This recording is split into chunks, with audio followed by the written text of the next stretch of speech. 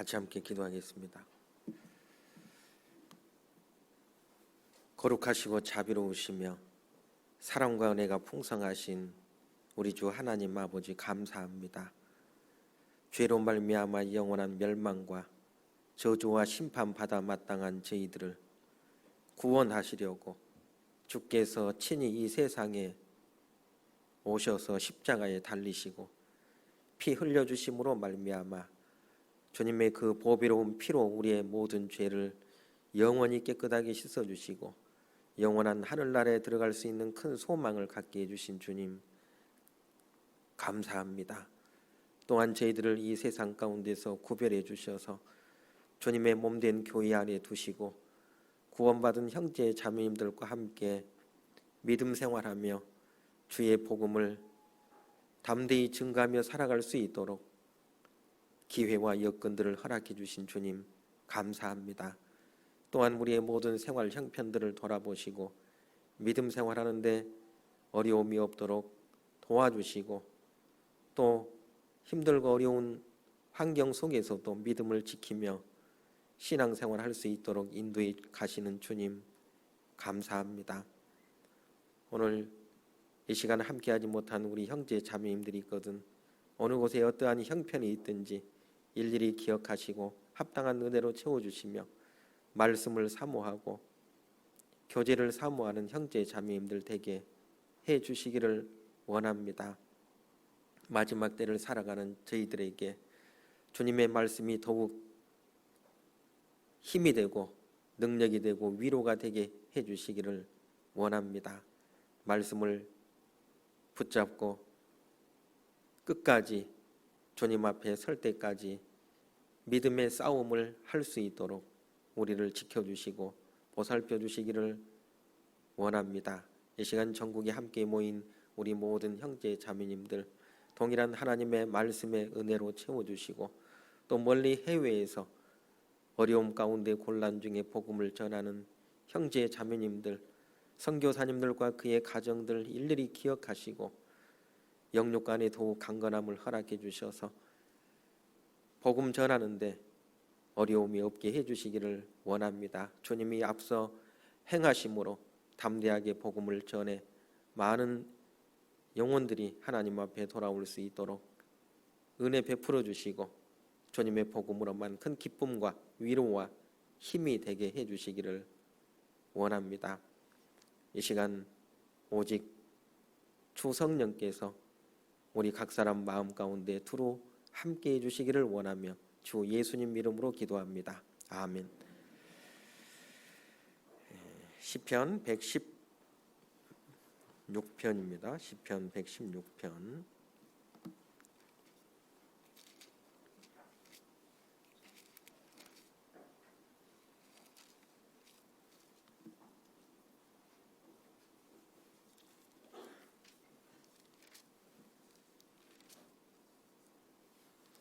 시편 116편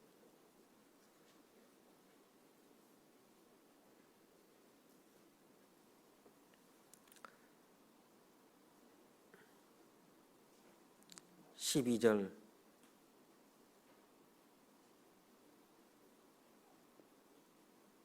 13절 14절 12, 13, 14절을 천천히 같이 읽겠습니다.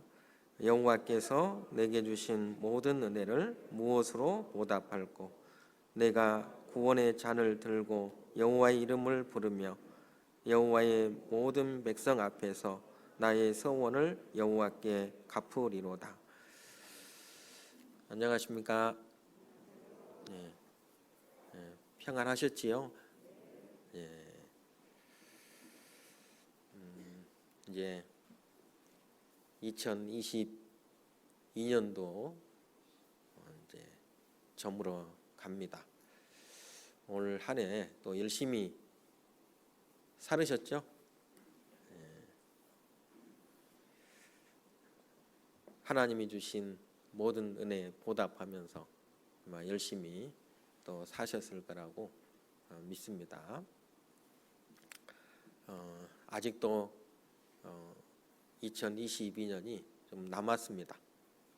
끝까지 우리가 마무리를 잘 해야 되겠다 싶습니다. 그리고 우리가 구원받은 이후에 신앙생활은 어찌됐든 하나님께서 내게 베풀어 주신 구원의 은혜부터 시작해서 내게 베풀어 주신 모든 은혜에 대해서 보답하는 삶이 곧 신앙생활이다 라고 하는 건 너무나도 잘 아실 거라고 생각을 합니다. 그래서 올 한 해 또 이렇게 돌아보면서 과연 얼마만큼 하나님 은혜에 보답하는 삶을 사셨는가 한번 돌아보는 시간들이 됐으면 참 좋겠습니다. 이렇게 말씀을 얼마나 가까이 했고 또 이렇게 암송도 하잖아요. 암송 주일에도 이렇게 암송하는데 이제 대부분은 안 보고 암송하는데 또 그 중에 이제 또 몇 분은 그냥 보고 암송하시는 분도 계시죠. 암송은 하여튼 개인에게 굉장한 유익이 있습니다. 그리고 우리 교회에 대단하신 자매님 계시다는 거 아세요? 우리 교회에 아주 대단하신 자매님 계세요. 시편 119편을 전체를 1절부터 176절까지 암송하신 자매님이 계십니다. 아주 어머니의 때 이제 암송을 하셨는데 너무 대단했습니다. 제가 일부러 그 시편 119편 자매님 암송하실 때 눈으로 따라가면서 읽었는데요. 얼마나 빨리 읽으시는지 암송을 읽은 게 아니고 암송을 얼마나 빨리 하시는지 눈이 못 따라갈 정도인데 더 놀라운 것은 토시 하나 틀리지 않고 이게 암송을 하시더라고요. 그래서 대단하시다. 그런 자매님이 계세요. 엄청난 우리 교회의 이게 자랑이지 않을까 이런 생각이 들고요. 이게 굉장히 달달달달 엄청나게 빠른 속도로 이렇게 암송을 하셨는데 그 정도가 되려면 아마 이 성경을 많이 묵상을 이렇게 하셔야만 그렇게 이게 암송이 될 거라고 저는 생각하거든요. 그냥 이렇게 외워가지고는 좀 버벅대면서 이렇게 암송이 되는데 우리 자매님은 그냥 버벅대는 거 없이 그냥 너무 빨리 읽어 제 눈보다 더 빠르게 이게 암송을 하시더라고요. 그래서 좀 대단하시다 이런 생각을 했습니다. 근데 암송 한 구절이라도 이게 묵상을 계속 그걸 묵상하다 보면 아주 암송이 돼요. 암송이 그런 암송의 유익이 있습니다. 이제 암송을 잘 안 하려고 하면 이게 잘 안 외워지는데 또 암송을 하려고 이제 계속 묵상하다 보면 이게 잘 외워지거든요. 한번 해보시기 바랍니다. 그래서 올 한 해 정말로 말씀을 가까이 하고 묵상하는 삶을 이렇게 살았는지도 한번 생각해 보시고 또 기도도 얼마나 많이 하셨는지 진실된 기도 또 하셨는지도 생각해 보시고 또 교제도 마찬가지입니다. 믿음의 교제 얼마나 또 이 교제 안에서 참석해서 함께 고락을 즐거움을 같이 했는지도 우리가 생각해 보고 또 전도도 마찬가지입니다. 전도는 또 우리가 얼마나 마음 써서 했는지 이런 것들을 돌아보고 그리고 올해보다는 내년이 더 나은 그런 믿음의 삶을 살았으면 참 좋겠다 이런 생각을 해봅니다. 그래서 결국에는 이게 보답하는 삶입니다. 하나님의 은혜에 보답하는 삶인데 무엇으로 어떻게 보답할 거냐 아주 구체적으로 내가 하나님 은혜에 이게 드리는 삶, 보답하는 삶이 결국에는 드리는 삶이죠. 내 몸과 마음을 또 내게 있는 모든 힘을 주님께 드리는 것이고, 또 내가 가지고 있는 물질, 재능, 시간, 모든 것 드리는 삶이 이게 보답하는 이게 삶입니다. 그래서 내가 주님께 드릴 수 있는 것이 무엇이 있는지, 다 그래도 드릴 수 있는 것이 있어요. 그래서 그걸 생각해 보고 내년에는 더 많은 것들을 이게 드릴 수 있는 그런 삶이었으면 참 좋겠다 싶습니다. 그래서 주일 아침에 세상에서 가장 아름다운 헌신, 참된 헌신, 참된 희생, 그게 무엇인지를 계속해서 우리가 좀 공부를 하고 있습니다. 오늘은 좀 이제 마무리를 지으려고 합니다. 배웠던 것 이게 생각나시는지 모르겠어요. 세상에서 가장 아름다운 헌신이 어떤 것이 진정한 헌신이고 참 아름다운 헌신이었는지 우리가 믿음의 선진들을 통해서 좀 공부를 했습니다. 그래서 진정한 헌신은 가장 값지고 귀한 것을 드리는 삶이다.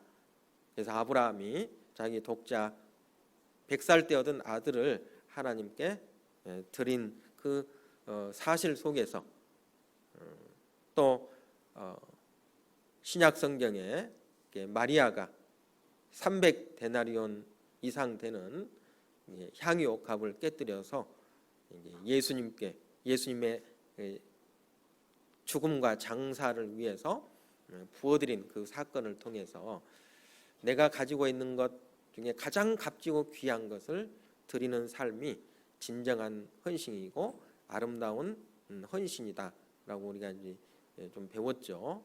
물론 아브라함 그리고 이 마리아뿐이겠어요. 지금 이 순간에도 이 아브라함처럼 마리아처럼 내가 가지고 있는 가장 값지고 귀한 것을 드리는 형제 자매들이 있기 때문에 지금도 그 구원받는 역사가 일어난다는 것을 저는 잘 알고 있고 확신합니다.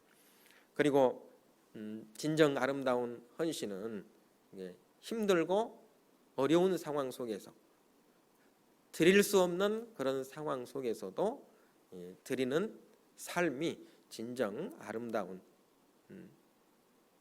희생이고 헌신이다라고 우리가 믿음의 선진을 통해서 또 배웠죠. 그래서 그 사르밧에 살고 있는 가난한 그 과부, 마지막 남은 이제 그 가루 조금 그리고 기름병에 기름 조금 있는 것으로 엘리야를 먼저 공개했다. 하나님께 드린 거죠. 드릴 수 없는 상황에서 이제 마지막 그거 떡 해서 먹고 자신과 아들이 이제 죽을 판이었잖아요. 죽음을 앞두고 있는 그런 상황 속에서 하나님의 사람이었던 엘리야가 그것으로 먼저 나로 먹게 하라.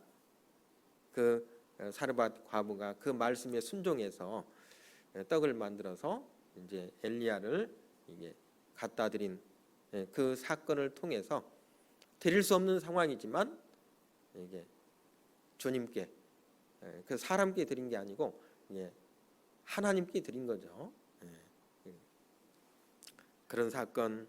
그리고 또 신약 성경에 보면 한 어린아이가 보리떡 5개와 물고기 2마리를 주님께 드림으로 말미암아 또 예수님께서 그 작은 아이의 그 헌신을 통해서 그걸 가지고 이제 많은 기적과 이적을 베풀어서 5,000명 이상이 먹고 12광줄이나 거두게 되는 하나님의 은혜가 결국 넘쳤죠.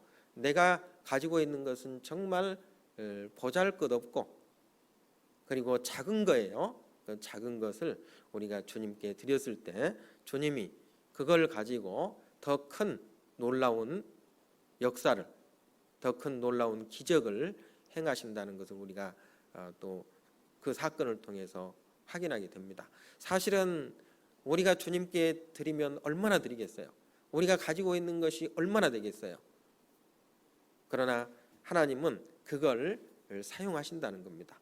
이 성경 안에서 보면 정말 하나님께서는 보잘것없고 세상 사람들의 눈에 띄지 않는 그런 아주 작은 것들을 가지고 큰 역사를 이루셨다는 것을 우리가 성경을 통해서 보게 됩니다.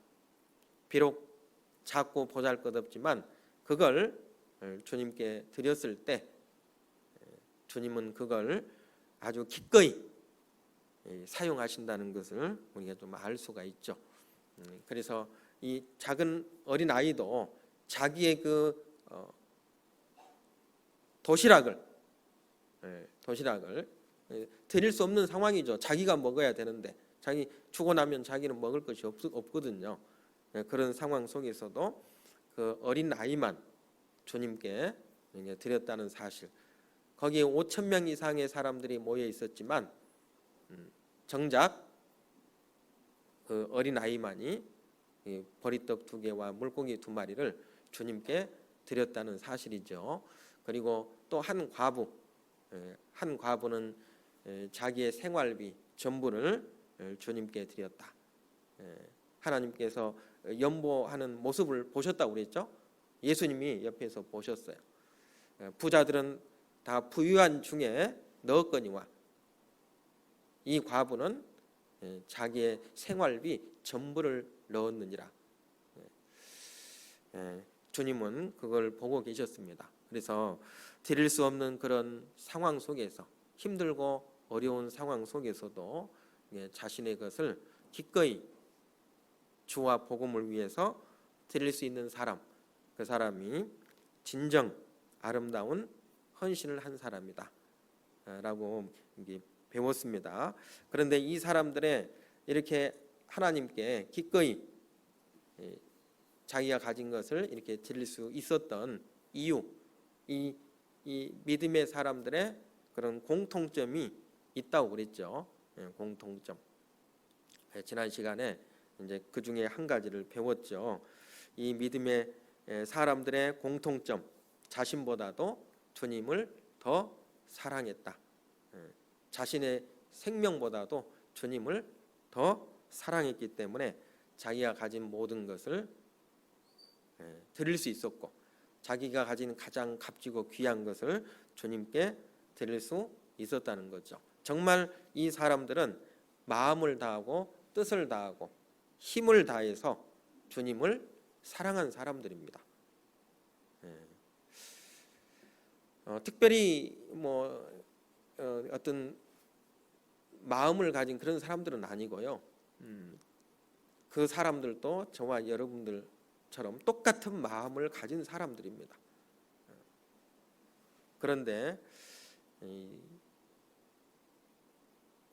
저하고 이제 그 사람들하고 다른 것이 있다면 이 사람들이 저보다는 훨씬 주님을 더 많이 사랑했다는 거죠. 그래서 내가 할 수 없는, 나는 그런 믿음이 안 되는데 이분들은 그런 믿음이 됐던 거예요. 왜요? 그만큼 주님을, 하나님을 더 많이 사랑했기 때문에 자신의 모든 것을, 자기가 가진 모든 것을 드릴 수 있었던 겁니다. 자신이 가진 무엇보다도, 자기의 생명보다도 하나님을 더 사랑했기 때문에 자기가 가진 모든 것을 주님께 기꺼이 즐거운 마음으로 드릴 수 있었다. 그리고 신약시대 때에도 복음을 전하는 사람들 가운데 복음을 전하는 사람과 함께 동역을 하면서 자기의 목숨까지 아끼지 않고 복음을 위해 희생하고 헌신하는 사람들이 있었다고 말씀을 드렸죠. 그래서 바울도 복음을 전함에 있어서 자기의 생명을 아끼지 않고 하나님께 드렸습니다. 결국에는 목 잘려 죽을 때까지 자기의 모든 것을, 구원받은 이후에 자신의 모든 것을 드렸고 마지막 자기의 생명까지 이게 하나님께 드린 사람, 바로 사도 바울입니다. 브리스가와 아굴라도 그랬다고 그랬죠. 복음을 전하는 사도 바울과 함께 아주 진정한 동역자였죠. 진정한 동역자. 아리스다고 역시 사도 바울이 감옥에 가면 그 감옥에도 아리스다고가 있었고, 또 사도 바울이 배가 파선해서 죽을 지경에 이를 때에도 거기에도 아리스다고는 있었습니다. 그래서 복음을 전하는 곳이면 그곳이 어디든지 간에 자기의 생명을 아끼지 않고 복음과 함께 고난을 받았던 사람, 바로 아리스다고. 또 에바브로디도도 그랬다고 그랬죠. 자기의 생명을 돌아보지 않고 도리어 형제 자매들을 걱정했다. 교회를 더 걱정했다는 거죠. 자기가 병들어 죽게 되었음에도 불구하고 형제 자매들을 더 생각하고 교회를 더 생각했다는 겁니다. 갈라디아 교회 성도들도 그랬죠.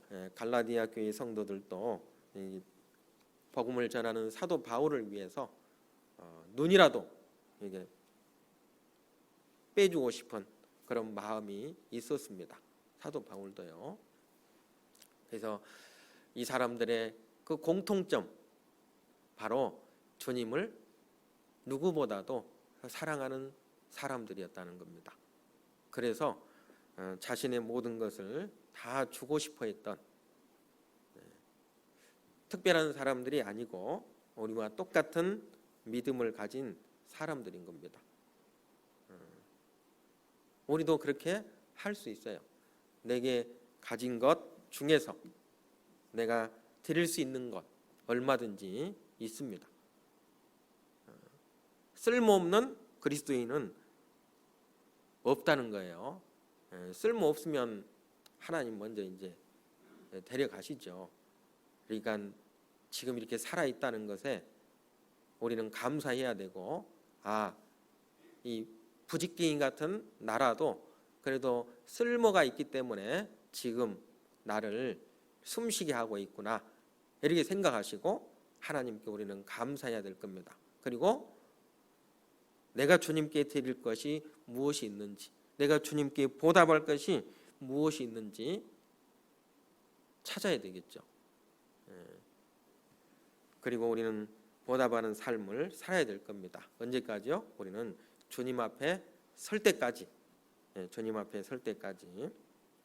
그래서 이 믿음의 사람들은 누구보다도 하나님을, 자기를 구원해 주신 예수님을 가장 사랑했던 사람들이었다.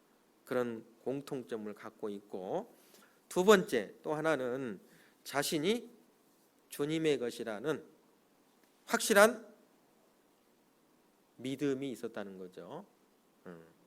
나는 주님의 것이다. 내 자신은 주님의 것이라는 확실한 인식이 있었다. 나는 주님의 것이다 라고 하는 확실한 인식이 있을 때 우리는 내게 있는 것, 그리고 가장 값지고 귀한 것, 드릴 수 없는 상황 속에서도 우리는 드릴 수 있다는 겁니다. 로마서 14장을 한번 보겠습니다. 잘 아시는 말씀인데요.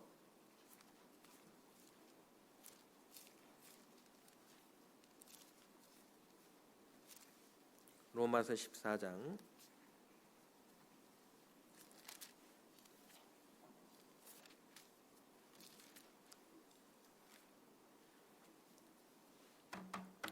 7절 8절입니다. 7절 8절.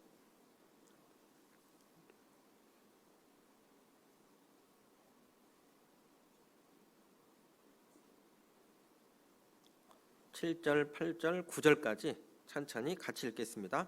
우리 중에 누구든지 자기를 위하여 사는 자가 없고 자기를 위하여 죽는 자도 없도다. 우리가 살아도 죽어도 주를 위하여 죽나니 그러므로 사나 죽으나 우리가 주의 것이로다. 이를 위하여 그리스도께서 죽으셨다가 다시 살으셨으니 곧 죽은 자와 산 자의 주가 되려 하심이니라. 여기 우리 중에 누구든지, 우리 중에는 이제 물론 적게는 이제 사도 바울과 그 일행들이겠죠. 그런데 여기 우리 중에는 저와 여러분들이 포함되어 있습니다. 우리 중에 누구든지 자기를 위하여, 여기 우리 중에는 구원받은 그리스도인들을 얘기해요. 구원받은 그리스도인들. 우리 중에 누구든지 자기를 위하여 사는 자가 없고 자기를 위하여 죽는 자도 없도다. 우리가 살아도 주를 위하여 살고 죽어도 주를 위하여 죽나니. 그러니까 주를 위해서 사는 것이 먼저요. 죽는 것이 먼저가 아니고. 그러므로 사나 죽으나 우리가 누구 것이라고요? 여기 주의 것이로라. 주의 것이다. 그러니까 나는 주님의 것이다. 이를 위하여, 왜냐하면 이제 이런 뜻이에요. 왜냐하면 그리스도께서 죽었다가 다시 살으셨으니 곧 죽은 자와 산 자의 주가 되려 하심이니라. 주가 뭐예요? 주인. 그러니까 나는 주의 것이고 내 주인은 누구예요? 주님이시다는 거예요. 내 주인. 그러니까 내 모든 것의 주인 되시는 분 바로 하나님이시거든요. 하나님. 하나님의 것이라는 겁니다. 하나님의 것. 그러니까 주님의 것이기 때문에 당연히 주님께 드리는 것은 뭐 너무 당연한 거죠. 주님의 것을 주님에게 드리는 것이 너무 당연하잖아요. 근데 이제 우리는 이 나를 포함해서 내게 속한 모든 것이 이제 내 것이라고 이렇게 이제 생각하잖아요. 내 것. 내 것이라고 생각하면 어때요? 이게 못 드리죠. 이제. 근데 나는 내 것이 아닙니다. 구원을 받고 나면 주의 것입니다. 그 주님의 것이기 때문에 주님께 기꺼이 드릴 수 있는 거예요. 역대상을 한번 보죠. 역대상 29장입니다. 역대상 29장. 이 다윗의 고백을 한번 보겠습니다. 역대상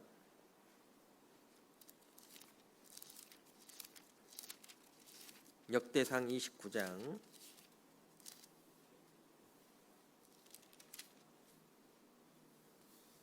11절부터 한번 볼까요? 11절.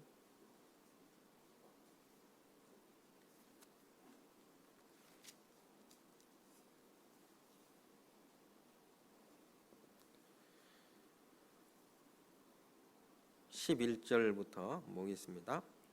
653쪽입니다. 653쪽 11절부터 제가 읽겠습니다. 여호와여, 광대하심과 권능과 영광과 이김과 위엄이 다 주께 속하였사오니 천지에 있는 것이 다 주의 것이로소이다. 자, 천지에 있는 것이 다 주의 것이로소이다. 여호와여, 주권도 주께 속하였사오니 주는 높으사 만유의 머리심이니이다. 12절부터 14절까지는 같이 읽겠습니다. 부와 귀가 주께로 말미암고 또 만유의 주제가 되사 손에 권세와 능력이 있사오니 모든 자의 크게 하심과 강하게 하심이 주의 손에 있나이다.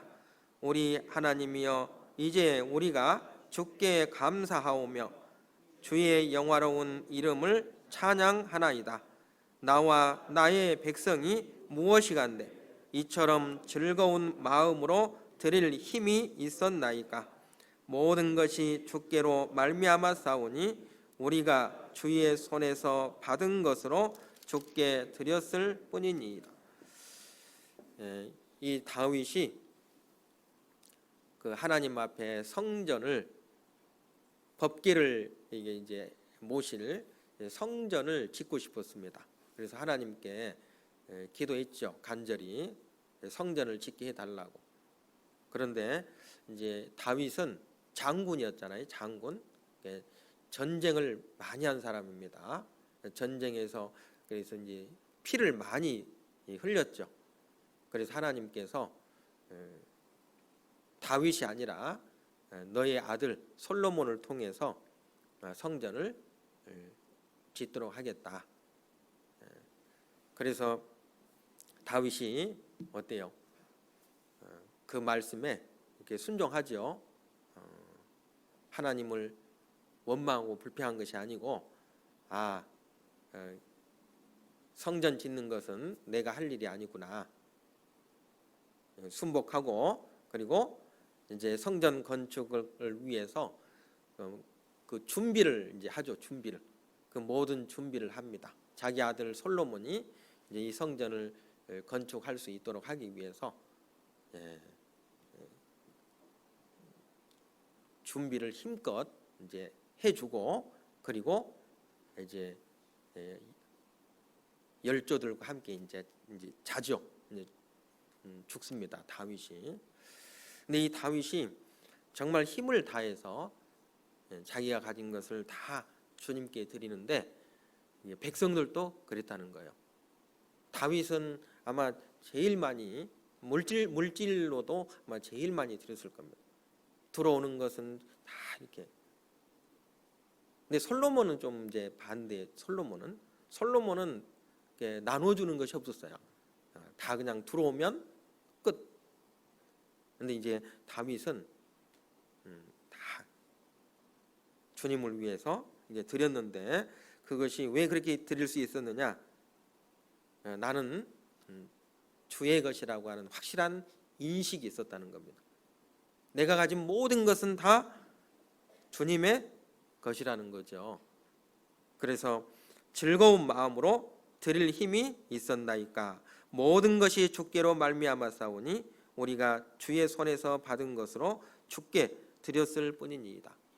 그러니까 주님이 주신 것을 그냥 드렸을 뿐입니다. 내 것은 없다는 거죠. 여기 보면 여호와여 광대하심과 권능과 영광과 이김과 위엄이 다 주님께 속해 있습니다. 부귀가 주께로 말미암고 주권도 주께 속하였고 이 모든 것이 다 하나님께 속했음을 다윗이 너무나도 잘 알고 있었죠. 그러니까 하나님 앞에 잘 보이면 이런 모든 것들을 다 축복으로 얻을 수 있다는 거예요. 12절에 부와 귀가 주께로 말미암고 또 주는 만유의 주제가 되사 손에 권세와 능력이 있사오니 모든 자를 크게 하심과 강하게 하심이 주의 손에 있나이다. 모든 것이 다 이 주님께 있음을 말씀하고 있는 거잖아요. 그러니까 우리가 하나님만 정말 잘 섬기면 이런 축복을 사실은 다 받을 수 있는 겁니다. 이 다윗은 자신과 더불어서 자신에게 있는 모든 것이 다 주님의 것이라고 하는 것을 확실하게 인식하고 있었다. 욥기 1장 21절에 이렇게 보면 잘 알다시피 이 욥이 이 고난을 당하죠. 하나님의 시험을 연단을 받는데 재산이 다 날아가잖아요. 그 동방에서 가장 부자였어요. 재물이 가장 많은 사람이었던 겁니다. 자녀들도 10명이었죠. 종들도 많고. 그런데 이제 하루아침에 재산 다 날아갔죠. 그 다음에 10명의 자녀들이 다 죽었어요. 하루아침에.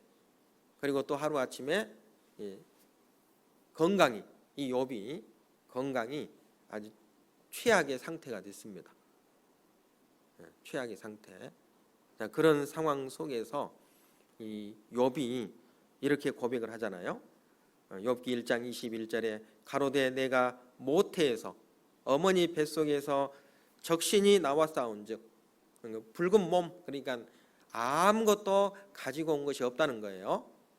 어머니 뱃속에서 태어날 때 아무것도 가지고 나온 것이 없사온즉 또한 벌거벗은 몸으로 돌아가올지라.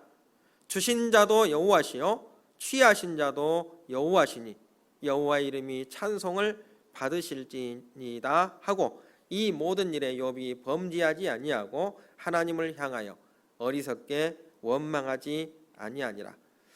주신 자도 여호와시요 취하신 자도 여호와시오니.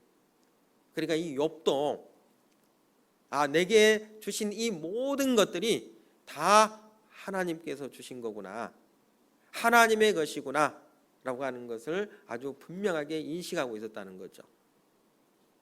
그러니까 주신 분도 여호와시고 다시 가져가신 분도 여호와시다는 거예요. 내가 어찌 그 하나님을 원망하겠느냐.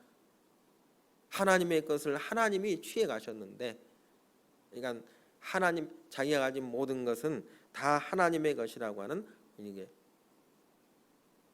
확실한 인식이 있었다는 겁니다. 고린도전서 6장 19절 20절에 보면 20절에 19절에 보면 너희 몸은 너희가 하나님께로 받은 바 너희 가운데 계신 성령의 전인 줄을 알지 못하느냐. 너희는 너희의 것이 아니라 값으로 산 것이 되었으니. 너희 몸은 너희 것이 아니라는, 값으로 샀다는 거예요. 누가요? 하나님께서 피값을 주고 예수님이 피를 흘려주심으로 나를 사셨다는 겁니다. 그런즉 너희 몸으로 하나님께 영광을 돌리라. 고린도전서 3장 23절에도 너희는 그리스도의 것이요 그리스도는 하나님의 것이니라. 너희는 그리스도의 것이다. 그리스도의 것. 갈라디아서 3장 29절에도 너희가 그리스도에 속한 자면 곧 아브라함의 자손이요 너희가 그리스도에게 속한 자다. 그리스도의 것이라는 거예요. 그리스도의 것.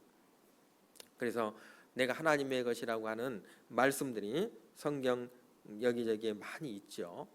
그러니까 주님께서 주신 것을 그냥 주님께 다시 되돌려 주는 거거든요.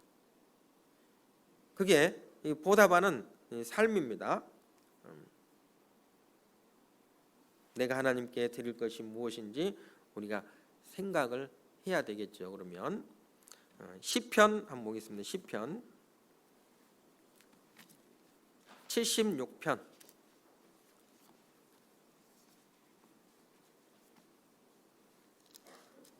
시편 76편 11절.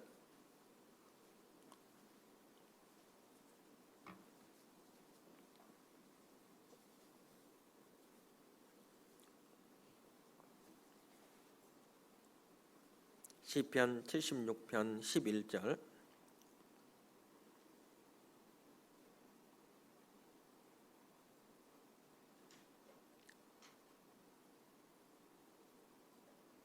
같이 읽겠습니다. 너희는 여호와 너희 하나님께 서원하고 갚으라. 사방에 있는 모든 자도 마땅히 경외할 이에게 예물을 드릴지로다. 너희는 여호와 너희 하나님께 서원하고, 그러니까 올 한 해도 이제 하나님을 위해서, 주님을 위해서, 복음을 위해서 내가 이렇게 살겠습니다, 이러이러한 삶을 살겠습니다 라고 하나님 앞에 약속한 것들이 있죠. 서원한 것들이 있어요. 그러니까 갚으라 그랬죠. 갚으라. 서원했으면 그걸 갚으라. 사방에 동서남북 전 세계 모든 사람들이죠. 모든 자도 마땅히 경외할 이에게 예물을 드릴지어다. 경외할 이 하나님께 예물을 드릴지어다. 올바른 하나님 보시기에 합당한 예배를 우리가 드려야 되겠죠. 우리의 삶을 통해서요. 우리의 삶을 통해서. 그래서 내 몸뿐만 아니고 내게 속한 모든 것을 주님께 이제 드려야 되는데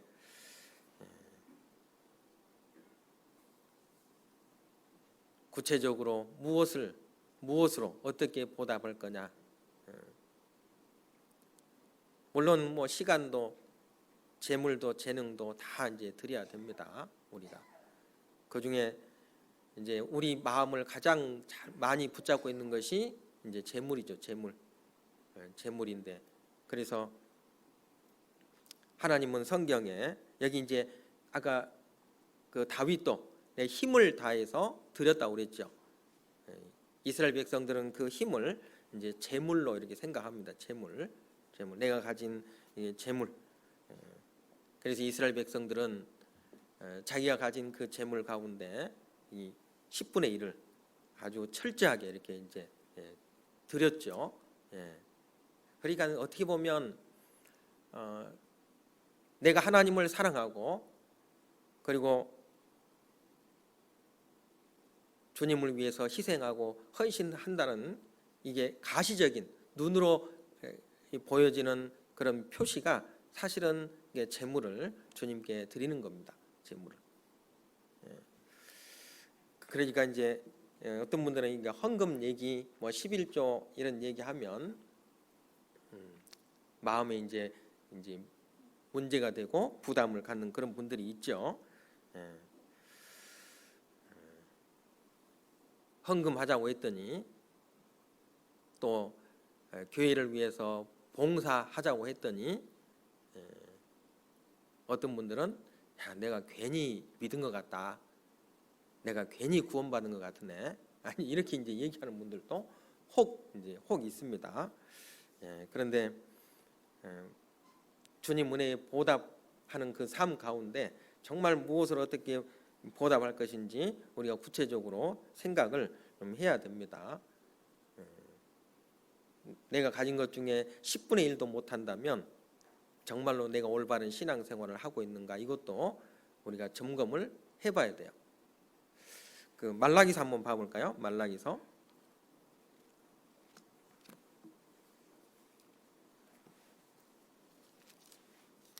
3장입니다. 말라기 3장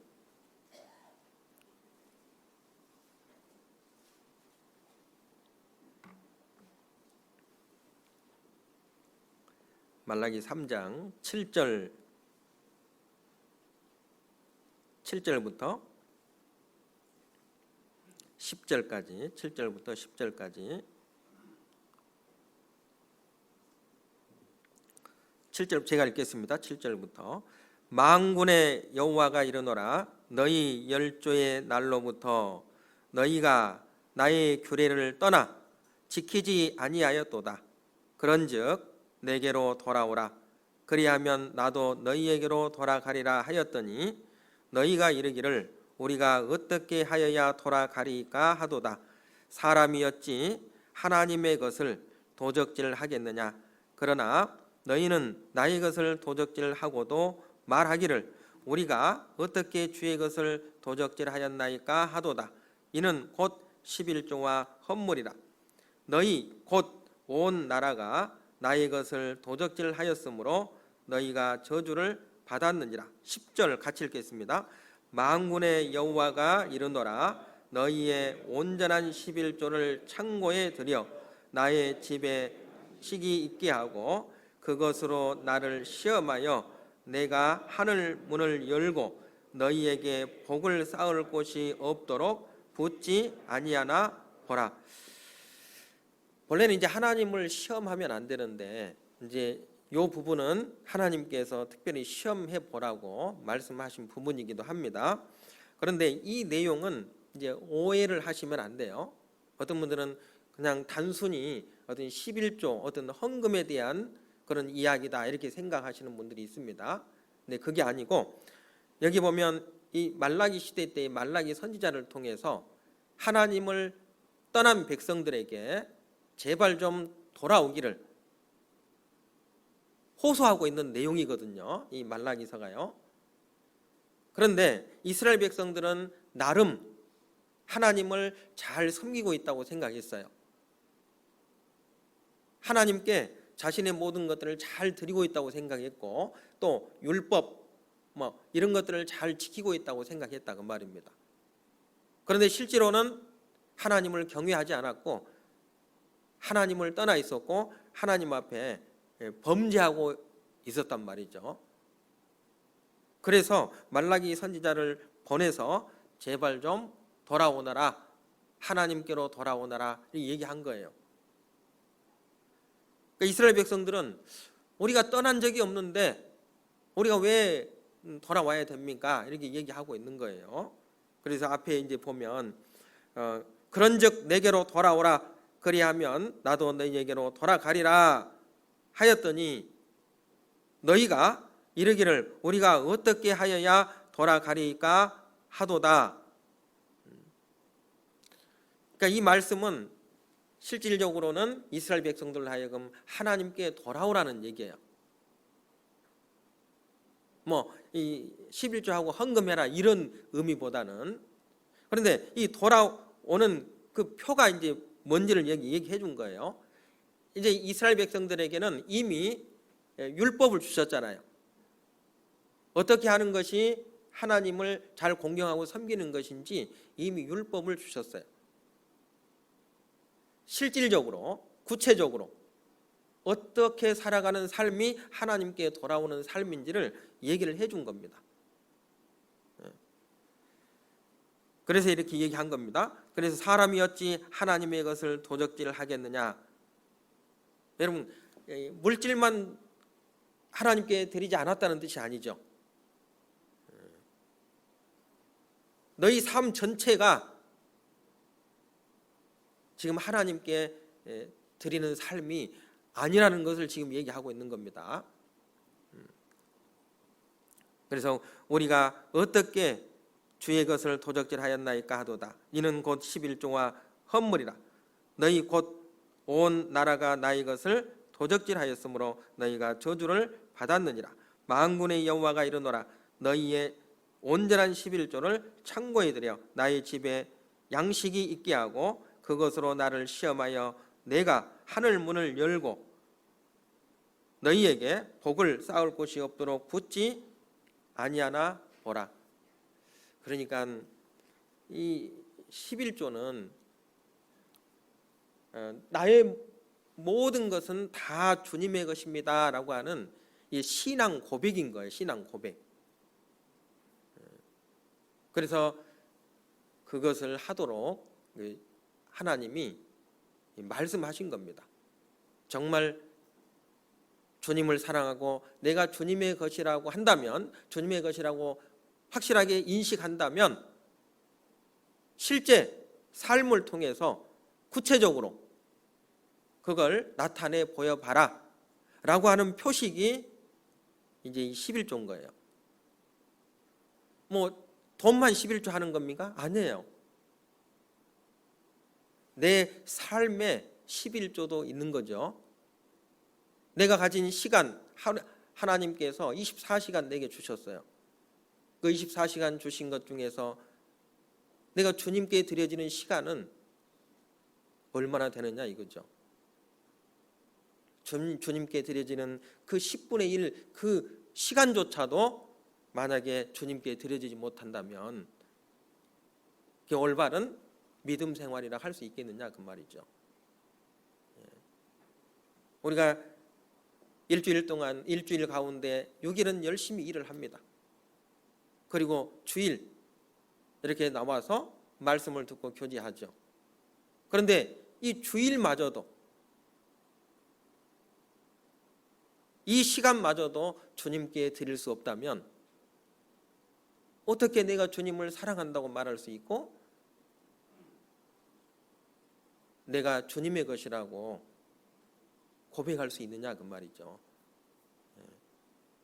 그러니까 내 삶 전체 24시간 모두가 다 주님의 것이에요. 주님이 내게 맡겨주신 시간인 겁니다. 그 시간 동안 하나님 보시기에 합당한 삶을 살아야 되는데 그렇지 못한 삶을 산다면 내가 하나님의 것이라고 하는 주님의 것을 올바로 사용하지 못하는 생활이 되는 거죠, 결국. 마태복음 6장 19절 이하에 보면 너희를 위하여 보물을 땅에 쌓아두지 말라. 보물, 내 마음속의 보물, 내가 가장 값지고 귀하게 생각하는 것, 나는 이것은 드릴 수 없어. 나는 드릴 수 없는 상황이야. 이런 곤란하고 어려운 상황 속에서도 어때요? 드릴 수 있는 사람은 자기가 생각하는 이 보물 있잖아요. 보물. 보물.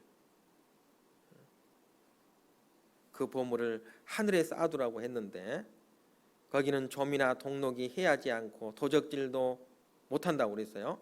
그래서 오직 너희를 위하여 보물을 하늘에 쌓아두라. 보물 있는 그곳에는 내 마음도 있느니라. 그렇죠. 내 마음이 어디에 있느냐? 내 마음이. 그러니까 내 마음이 많이 가는 그것이 지금 보물인 거예요. 보물. 나에게는 그게 가장 보물이에요. 근데 그 보물을 하늘에 쌓아두라고 지금 얘기하는 겁니다. 하늘에. 그러니까 우리가 드리는 물질이든 시간이든 그것은 내게 가진 모든 것이 다 주님의 것입니다 라고 고백하는 증표다 그 말입니다. 증표. 그러니까 11조나 이런 헌금은 내가 정말 주님을 사랑합니다. 나는 주님의 것입니다 라고 하는 고백의 이게 증표인 거예요. 증표. 그 10분의 1만 하나님의 것이라는 뜻이 아니죠. 10분의 9도 주님의 것이에요. 그러니까 모든 것이 다 주님의 것인데 그 중에 일부를 주님께 드림으로 내가 가진 모든 것이 다 주님의 것입니다 라고 하는 징표다 그 말입니다.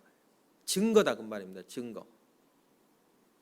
그러니까 사실은 시간의 11조라든지 또 물질의 11조라든지 이걸 하지 못한다면 그게 정말 올바른 신앙생활을 하고 있다고 생각할 수 있느냐 그 말이죠.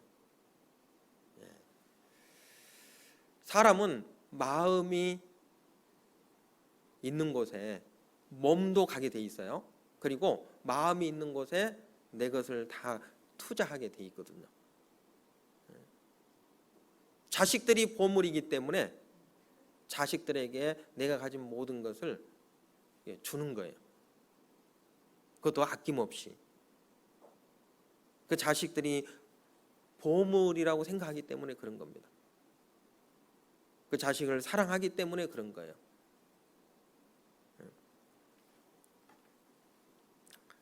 그래서 내 모든 것이 다 주님의 것인데 그것을 11조로 표현하는 겁니다. 물질의 11조, 시간의 11조, 재능의 11조, 또 내가 가진 봉사, 힘의 11조, 내가 가지고 있는 것 그걸 이게 드리는 겁니다. 실제로는 물질은 하나님 보실 때는 가장 적은 거죠. 가장 작은 거라 있어요. 누가복음 16장을 한번 보시면 누가복음 16장입니다.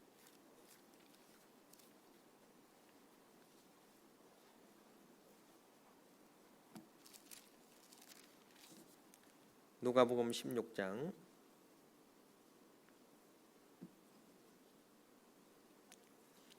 9절부터 보겠습니다. 9절.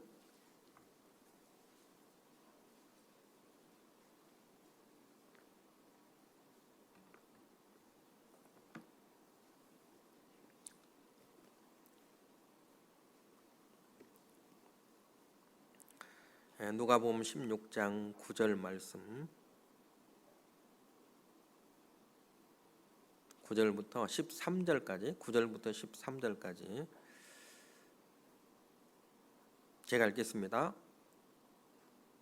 내가 너희에게 말하노니 불의의 제물로 친구를 사귀라. 그리하면 없어질 때에 저희가 영원한 처소로 너희를 영접하리라. 지극히 작은 것에 충성된 자는 큰 것에도 충성되고 지극히 작은 것에 불의한 자는 큰 것에도 불의하니라. 너희가 만일 불의한 제물에 충성치 아니하면 누가 참된 것으로 신령한 것으로 영원한 것으로 영광스러운 것으로 너희에게 맡기겠느냐? 너희가 만일 남의 것에 충성치 아니하면 누가 너희 것을 너희에게 주겠느냐?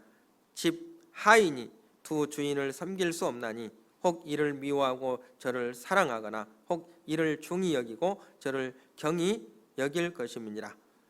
너희가 하나님과 재물을 겸하여 섬길 수 없느니라. 여기 보면 불의의 재물, 그러니까 하나님과 상관없이 쓰여지는 모든 물질이죠. 물질들. 그런 물질들을 가지고 친구를 사귀는데 영원한 친구를 사귀라고 얘기합니다. 사실은 그러니까 우리가 11조하고 헌금하는 것을 가지고 죽어가는 영혼들에게 복음을 전하지 않습니까? 전 세계에 죽어가는 그 영혼들을 위해서 우리가 가진 물질들이 아주 귀하게 사용되고 있습니다. 그게 불의의 제물로 영원한 친구를 지금 만들고 있는 거였죠. 엄청난 투자를 하고 있는 겁니다. 엄청난 투자를. 그리고 그거 우리가 투자한 것은 고작 얼마 안 되지만 이제 이득은 주님 앞에 가면 아마 어마어마할 겁니다. 내가 이렇게 많은 투자를 했나 아마 놀라서 자빠질 수도 있어요. 불의의 제물로. 그런데 이 제물이 이제 사람의 마음을 아주 꽉 붙잡고 있잖아요. 그래서 결국에는 구원을 얻지 못하는 경우가 많죠. 예수님께서 부자가 천국에 들어가는 것이 낙타가 바늘 귀로 들어가는 것보다 어렵다 이렇게 얘기했죠. 그리고 마태, 마가, 누가복음에 보면 한 청년이 영생을 얻고 싶은 마음이 있었죠. 한 청년이 거기 마태, 마가, 누가복음에 다 기록되어 있어요. 내가 어떻게 선한 선생님이여 내가 어떻게 하여야 영생을 얻으리까? 그러니까 예수님이 계명들을 이런 계명들을 지키라. 그러니까 이 청년이면서 관원이에요. 아주 공무원이죠, 공무원. 공무원. 청년이고 공무원이고 재물도 굉장히 많이 가지고 있습니다. 예수님이 보니까 마음이 그래도 좀 순수한 청년이에요. 구원받고 싶은 거예요. 구원. 그래서 어떻게 해야 내가 영생을 얻겠습니까? 이러이러한 계명을 지키라. 그러니까 이 청년이 내가 이것들은 내가 다 지켰습니다. 아마 실제로 육신적으로는 율법이나 이런 것들을 아마 철저하게 잘 지킨 청년이에요. 왜? 구원받고 싶어서요. 영생 얻고 싶어서, 천국 가고 싶어서 정말 모세오경 철두철미하게 지킨 청년이라니까요.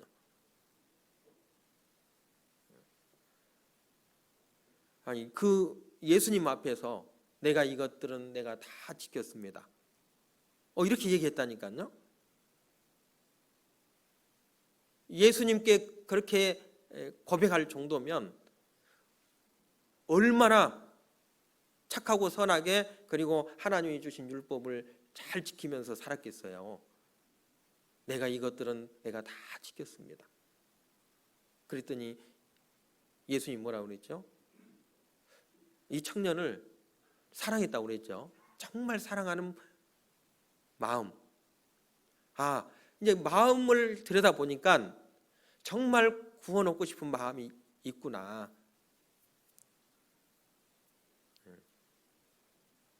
그래서 이 사랑하사, 그 청년을 사랑하사, 그러면서 이제 얘기를 하죠. 내가 한 가지가 부족하다. 그렇게 얘기하면서 내가 가진 재물을 다 다른 사람들에게 나눠주고 너는 나를 좇으라, 이렇게 얘기합니다. 그랬더니 어땠죠? 그랬더니 이 청년이 마태복음에는 근심하며 가니라, 근심하며 갔다고 그랬어요. 마가복음에는 슬픈 기색을 띠고 근심하며 가니라 이렇게 돼 있어요. 슬픈 기색을 띠며 근심하며 가니라. 가버렸어요. 누가복음 18장에는 심히 근심하니라. 심히 근심했다. 정말 그 근심 걱정을 많이 한 것 같아요. 그러니까 정말 구원 얻고 싶은데 한 가지가 딱 마음을 붙잡고 있었습니다. 그게 뭐냐면 재물이었어요. 재물. 그 재물을 끝까지 포기 못한 거죠. 구원도 간절히 받고 싶었고 천국에도 간절히 가고 싶었는데 재물이 그 청년의 마음을 꼭 붙들고 있었어요. 그래서 결국에는 예수님을 따라갔습니다. 슬픈 이야기죠. 여러분 꼭 재물이겠습니까? 여러분 구원 얻지 못하는 데는 어떤 분들은 제사 문제 있잖아요. 제사. 그 제사 문제가 아주 마음속에 구원도 받고 싶은데 그 제사 문제가 그냥 마음을 꽉 붙들고 있어요. 못 버려. 어떤 사람들은 친구들, 그놈의 친구들 때문에 신앙을 포기해. 그걸 돌아서요.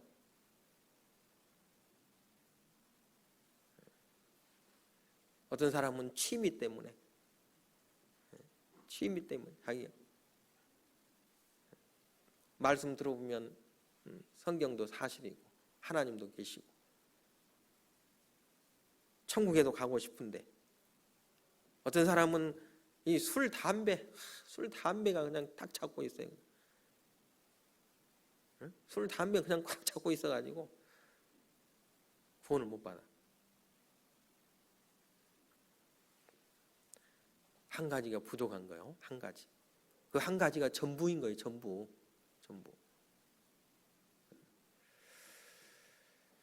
우리가 구원받은 이후에도 그래서 11조나 헌금 때문에 신앙생활을 이게 잘 힘있게 못하는 형제 자매들이 있죠. 근데 그럴 필요는 없거든요. 사실은요. 내가 가진 재물 내가 사용하잖아요. 내 마음대로. 내가 가진 걸 내가 마음대로 그냥 사용하면 되죠. 고린도전서 5장에 보면 사도행전 5장에 보면 아나니아와 삽비라 이야기가 나옵니다. 초대교회 때 다른 형제 자매들은 자기가 가진 소유를 다 팔아서 이제 곧 예루살렘 멸망이 가까워요.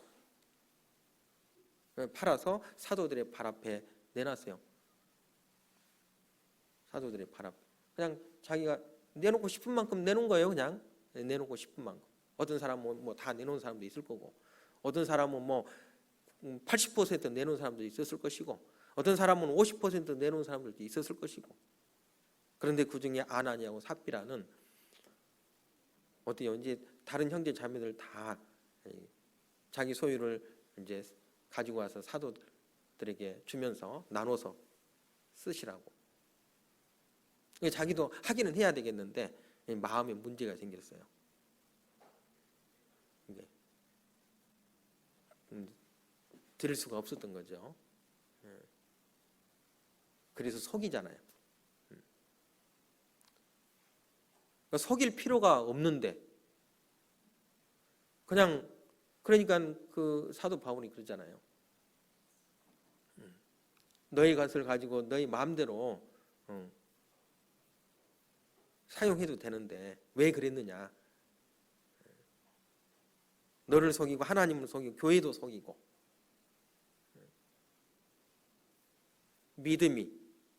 나는 믿음이 이 정도밖에 안 되니까 그 정도 드리면 되는 거죠. 속일 필요는 없다는 거죠. 자기가 가진 것 그냥 자기 뜻대로 사용할 것이 아니냐. 그러니까 근심하고 걱정할 이유가 없다는 겁니다.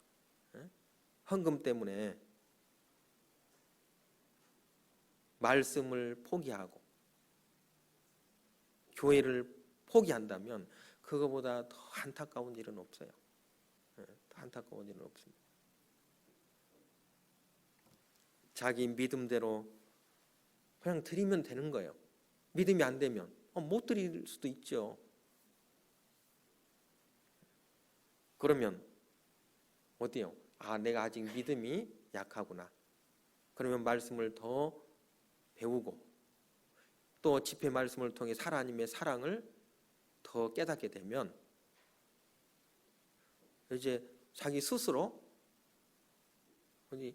할 마음이 생겨요. 할 마음이. 그때 하시면 되죠.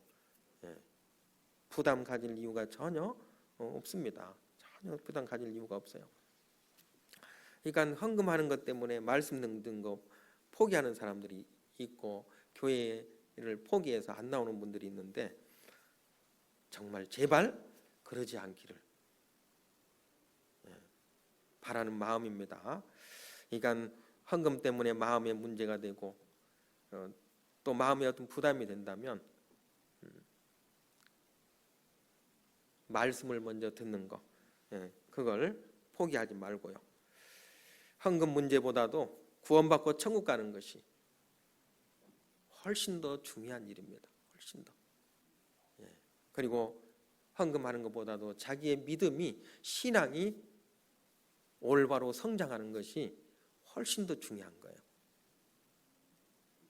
그런데 헌금 때문에 신앙을 포기해. 너무 이거 안타까운 거예요. 또 구원받고 영원한 천국에 갈 뻔하다가 그 헌금 문제에 걸려가지고 말씀을 아마 못 듣고 구원받지 못하는 분들도 틀림없이 있을 겁니다. 정말 그런 분들은 안타깝습니다. 그래서 마음에 혹 헌금하는 것이 문제가 되거든 하지 마시고 열심히 말씀 배우고 교제 안에 거하고 그러다 보면 구원받고 또 구원의 확신을 이게 얻게 될 겁니다. 그러고 나면 이제 나중에 헌금할 마음도 생기고 해야 되는구나 그런 마음도 생기게 아마 될 거예요. 그래서 하나님의 은혜와 사랑을 이제 확실하게 깨닫게 되면 그냥 스스로 알아서 합니다.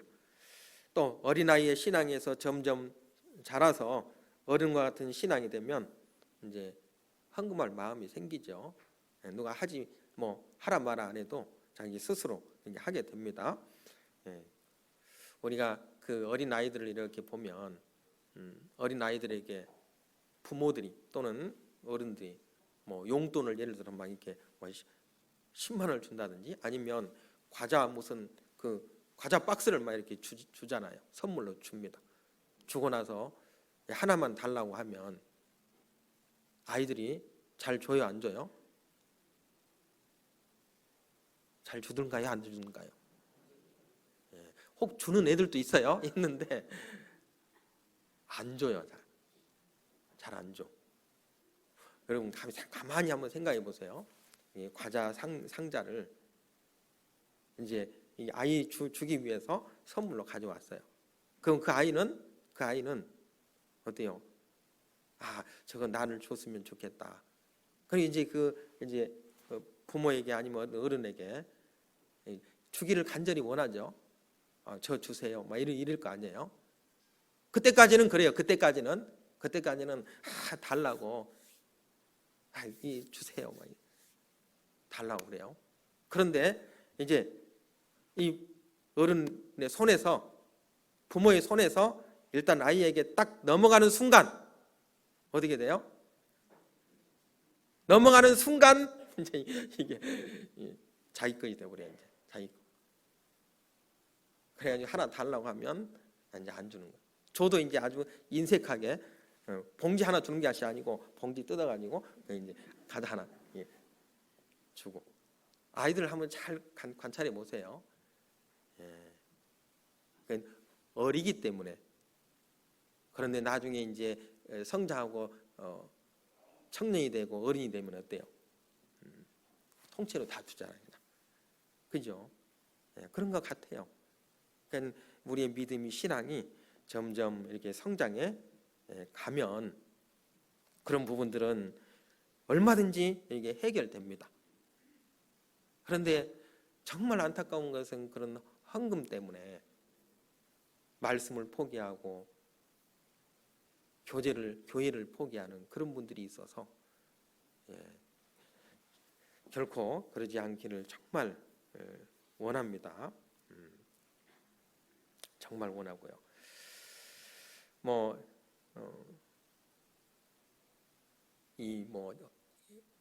헌금뿐이겠어요? 하나님께서 우리에게 주신 모든 것은 다 하나님의 은혜인데 직분도 마찬가지죠. 직분도 하나님께서 주시는 겁니다. 하나님의 은혜예요. 그러니까 주실 때도 그냥 감사합니다. 하나님께 감사하는 마음으로 받고 또 그만둘 때도 역시 감사합니다. 해야 되겠죠. 자기 역할이 끝나면 감사합니다. 그런데 이 직분도 이제 얻을 때가 있고 이제 또 그만둘 때가 있고 그러잖아요. 그런데 직분을 주면 그게 영원한 또 직분인 줄 알고 직분 내려놓으면 이제 서운하게 생각하는 그런 분들도 있잖아요. 그럴 필요 없어요. 내가 그만둘 때는 이제는 내 역할은 여기까지구나. 하나님께서 나를 여기까지 사용하셨구나. 감사합니다. 그리고 다른 분들에게 그 직분이 넘어가면 그분을 위해서 기도해주고 옆에서 도와줘야 되겠죠. 그래야 되지 않을까요? 신명기 34장입니다. 신명기 34장.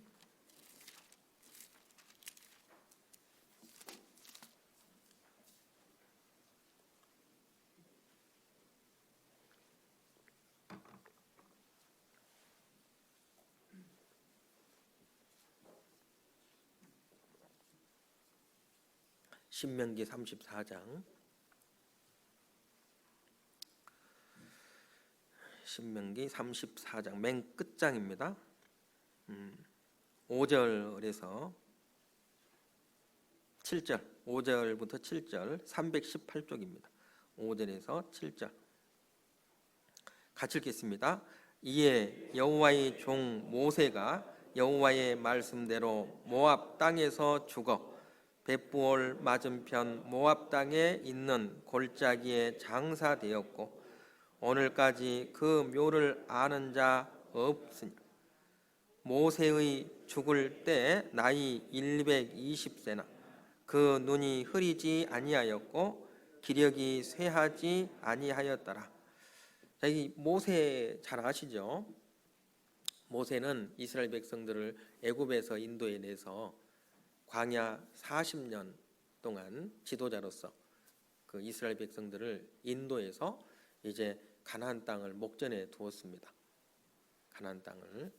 그리고 이 모세는 신명기 4장에 보면 하나님께서 주신 그 땅, 가나안 땅에 무지무지 들어가고 싶었습니다. 그래서 들어가게 해달라고 하나님께 졸라대요. 저 들어가면 안 되겠냐고. 그런데 허락하질 않죠. 얼마나 졸라댔는지 나중에는 하나님이 그러죠. 야, 이제는 이 일로 더 이상 나에게 얘기하지 마. 참 이 마음 아픈, 가슴 아픈 이야기죠. 하나님은 더 마음이 아팠을 거예요. 이 모세가 얼마나 고생했습니까? 40년 동안. 그 말 안 듣는 이스라엘 백성들을 인도해서 지금 이제 가나안 땅을 목전에 두고 있어요. 이 모세를 느보산에 올라가서 이 백성들에게 주고자 하는 그 땅을 동서남북으로 바라보라고 합니다. 그래서 동서남북으로 싹 바라보죠. 바라는 봤지만 들어가지는 못하죠. 그래서 거기서 죽었다고 그랬어요. 모압 땅에서 죽어 벳부올 맞은편 모압 땅에 있는 골짜기에 장사되었고 오늘까지 그 묘를 아는 자가 없으니라. 모세의 죽을 때에 나이가 120세인데 눈이 흐리지 않았고 기력이 쇠하지 아니하였더라. 여러분 실제로 육신의 눈도 그리고 몸도 아주 건강했어요. 신앙적으로도 영적인 눈이 밝았다고 말이죠. 얼마든지 지금 하나님을 위해서 더 많이 쓰임 받을 수 있는 그런 상황인 겁니다. 육신도 건강하고. 근데 하나님께서 너는 여기까지, 역할이 거기까지. 그리고 이 모세는 시체를 찾을 수가 없었죠. 흔적도 없이 사라졌습니다. 여러분 우리도 교회 안에서 어떤 직분을 주고 또 그만둘 때 어때요? 우리도 내게 주어지면 직분이 주어지면 최선을 다해서 충성을 다하다가 흔적 없이 사라지는 거예요. 아마 이 모세 이 시체 있었으면 이거 들고 다니면서 아마 모세가 아마 우상이 됐을 거예요. 여러분 우리가 하나님 앞에 직분을 행하고 난 후에 우리는 하나님 앞에 내세울 것이 아무것도 없어요. 그냥 나를 써주신 것에 그냥 감사해야 되는 거예요. 그냥. 그리고 그만둘 때는 흔적 없이 사라지는 거예요. 그게 아름다운 거죠. 그게 아름다운 거예요. 역할을 마치면 조용히 흔적 없이 그리고 이제 또 다른 사람들에게 기도해주고 옆에서 묵묵히 도와주는 것. 그 직분도 이게 하나님의 은혜입니다. 은혜. 하나님의 은혜.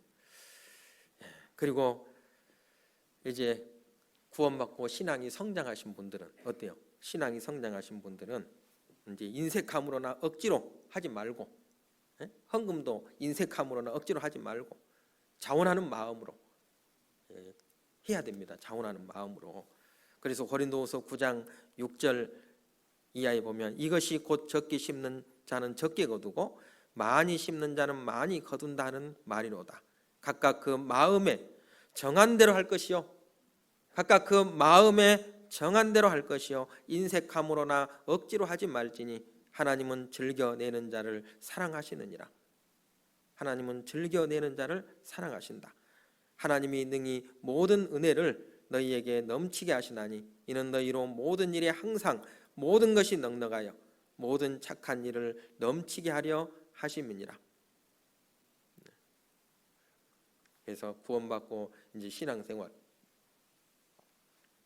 이제 구원받고 신앙이 어린 형제 자매들에게 해달라고 할 수가 없죠. 그리고 할 수도 없고 먼저 구원받고 믿음이 성장한 형제 자매들이 이제는 인색함으로 억지로 하지 말고 자원하는 마음으로 또 그 마음에 정한 대로 그렇게 하면 교회가 부흥됩니다. 교회가 부흥돼요. 그래서 특히 또 나이가 들면서 내가 주님께 드릴 수 있는 것이 무엇일까 하는 생각을 해야 됩니다. 제가 전에 있던 교회에서도 참 자매님 한 분, 연세 드신 분인데 자기를 위해서는 정말 쓰지 않고 교회와 그 선교회를 위해서 헌신하는 그런 모습을 이게 보면서요, 야, 참 대단하신 자매님이시다. 그런 생각이 있어요. 그런 생각이 있어요. 이런 분들이 정말 그 향유옥합을 깨뜨리는 그 마리아처럼 그런 자매님들이 지금도 있구나. 어머니가 90세가 넘은 어머니가 요양병원에서 한 6년 정도인가 아마 살아계셨어요. 딸도 못 알아봐요. 그 딸은 이런 어머니를 왜 살려두실까? 빨리 이제 구원 받으셨으니까 하나님께서 빨리 취해 가셨으면 참 좋겠다. 이렇게 생각한 거예요. 그러죠. 제가 가서 봐도 2번인가 3번 신방을 갔죠. 그 병원에, 요양병원에. 몰라보죠. 그런데 제가 이제 돌아가신 뒤에 또 그 자매님, 그 딸 자매님, 거기도 이제 뭐 70대 중반이니까요.